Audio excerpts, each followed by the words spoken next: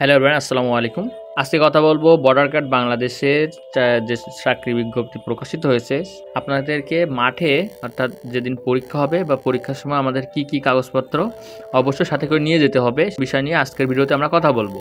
তো আপনারা যারা আমাদের চ্যানেলে নতুন, যারা চাকরি বিষয়ে নিউজ পেতে চান তারা অবশ্যই আমার চ্যানেলটিকে সাবস্ক্রাইব করে রাখতে পারেন। এছাড়া আমরা আরও ফ্রিল্যান্সিং বিষয়ে এবং দারাজ সম্পর্কে বিভিন্ন বিষয়ে আমরা ভিডিও মেক করে থাকি। সো অবশ্যই আপনি যদি ইন্টারেস্টেড হয়ে থাকেন তাহলে অবশ্যই আমার চ্যানেলটিকে সাবস্ক্রাইব করে রাখতে পারেন। এখন থেকে দেশের যে কোনো প্রান্ত থেকে ঘরে বসে অর্ডার করতে পারেন আপনার প্রয়োজনীয় সকল ঔষধ আরোগ্য অ্যাপসের মাধ্যমে। এখানে পাবেন প্রত্যেক ঔষধের অফার, ক্যাশব্যাক অফার এবং ফ্রি হোম ডেলিভারি। প্রথমবার 40 টাকা বোনাস পেতে অ্যাপসের ডান পাশে থাকা অ্যাকাউন্ট অপশানে ক্লিক করে রিফার অ্যান্ড আর্ন অপশানে ক্লিক করে রিডাউন অপশানে আমাদের দেওয়া রেফার করতে ব্যবহার করুন। বিস্তারিত জানতে ভিডিও ডিসক্রিপশন এবং পিন কমেন্ট দেখুন। আরোগ্য ফর বেটার হেলথ।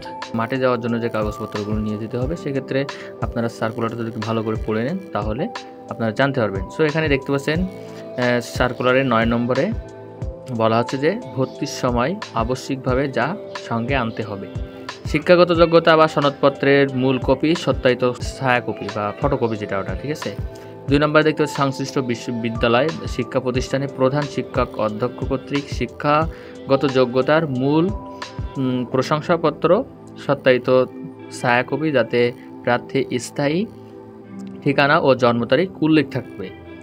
3 নম্বরে দেখতে পাচ্ছেন গ নম্বরে অভিভাবক কর্তৃক প্রার্থী চাকরি যোগদানের সম্মতিপত্র, মূল কপি সহ সত্যায়িত ছায়াকপি। এরপরে চেয়ারম্যান, পৌরসভা, ওয়ার্ড কাউন্সিলর কর্তৃক প্রতি স্বাক্ষরিক, মানে এটা স্বাক্ষর করতে হয়, অভিভাবকের সম্মতিপত্র নিয়ে আসতে হবে। তো যারা আগে সেনাবাহিনীতে আবেদন করছেন বা অন্যান্য বাহিনীতে আবেদন করছেন তারা তো অবশ্যই জানেন। সংশ্লিষ্ট পদে কাজ করার বাস্তব অভিজ্ঞতা সনদের মূল কপি সহ সত্যায়িত ছায়াকপি।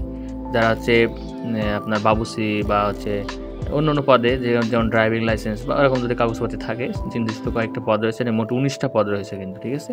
সেই 19টা পদে লাস্টের দিকে দেখবেন আয়া আছে, অনেকগুলো আছে, সেগুলো যেগুলোতে অভিজ্ঞতা চেয়েছে সেগুলো সনদপত্র আপনাদের সাথে করে নিয়ে আসতে হবে।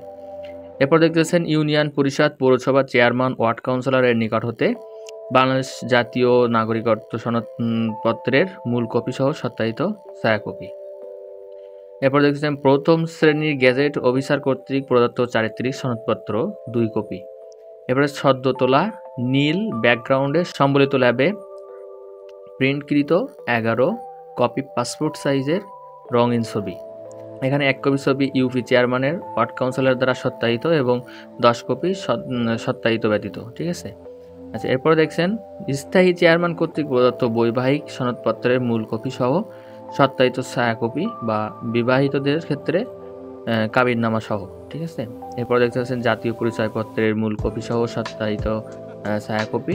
বিজিবি কর্তৃক প্রেরিত অ্যাডমিট কার্ড, প্রবেশপত্র ডাউনলোড করে প্রিন্ট করে ভর্তির সময় অবশ্যই সঙ্গে করে আনতে হবে, ঠিক আছে।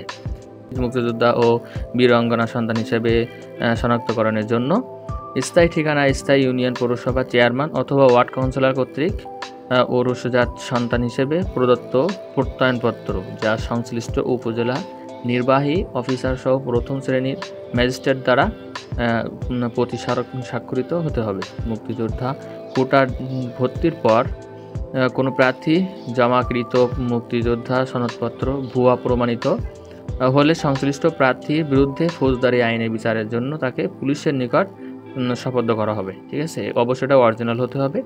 আর ক্ষুদ্র নিগোষ্ঠীদের ক্ষেত্রে বলা হচ্ছে সংশ্লিষ্ট জেলা প্রশাসন কর্তৃক প্রদত্ত ক্ষুদ্র নিগোষ্ঠী সনদপত্রে উপস্থিত হতে হবে, মানে করতে হবে। তো বন্ধুরা, এখন আমাদের কাজ হচ্ছে এই ফাইলগুলো বা এই কাগজগুলো আমাদেরকে এখন দ্রুত কালেক্ট করা এবং সেগুলোকে যথাযথভাবে সংরক্ষণ করে আপনাকে যখন SMS পাঠানো হবে ঠিক তখনই আপনি পরীক্ষায় অংশগ্রহণ করবেন এই কাগজগুলো সাথে করে নিয়ে এসে। সো বন্ধুরা, এই ছিল আমাদের আজকের ভিডিও। পরবর্তী ভিডিও দেখা হচ্ছে। আল্লাহ হাফেজ।